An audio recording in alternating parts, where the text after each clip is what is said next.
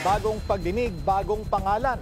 Isa si DepEd Undersecretary Trig V. Olaybar sa idinadawit ngayon sa flood control scandal.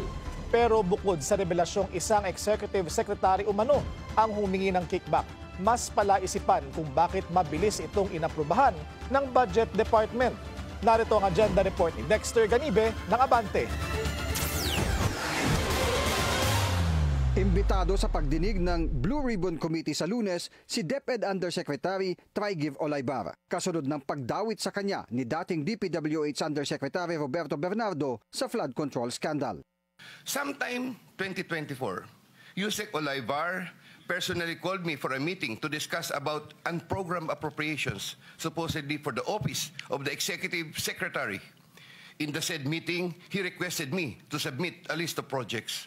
Sino nga ba si Trig V. Olaybar? Batay sa impormasyon mula sa DepEd, 2012 nang magtrabaho sa Senado sa ilalim ng opisina ni Senador Bong Revilla. 2016 nang lumipat siya sa opisina ni nooy Senate President Edgardo Angara. Dahilan kaya noong nanalo si Senador Sonny Angara, itinalaga siyang Director for Political and Constituency Affairs ng Senador. Nang maitalaga si Senador Sonny bilang DepEd Secretary noong Agosto ng nakaraang taon, isinama at itinalaga niyang Undersecretary si Olaybar. Batay sa affidavit ni Bernardo, 2.85 billion pesos umano ang hinihingi ni Olaybar noong nakaraang taon para umano sa Office of the Executive Secretary. Pero pagtatama ni Bernardo, Mr. Chair, ang nabanggit lang po niya ay Executive Secretary pero actually wala naman po siyang sinabi kung sinong Executive Secretary.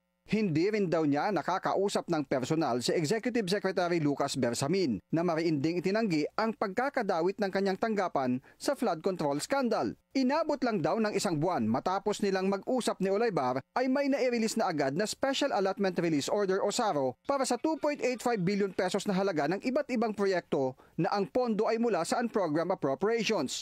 Pero ang pinagtakaan ni Senador Kiko Pangilinan ay kung paano nakakuha agad ng SARO si Olaybar. To Senator De La Rosa who was asking the DBM, sino ang nagde-decide na mag-issue ng SARO? DBM.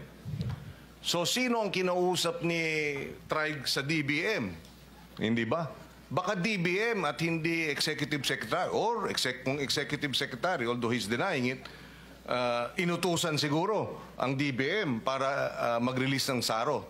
Si Budget Secretary Amina Pangandaman ay dati na ring nagtrabaho bilang Chief of Staff ng nooy Senate President Edgardo Angara, kung saan katrabaho niya rito si Trig V. Olaybar. Para sa agenda, Dexter Ganibe, Abante.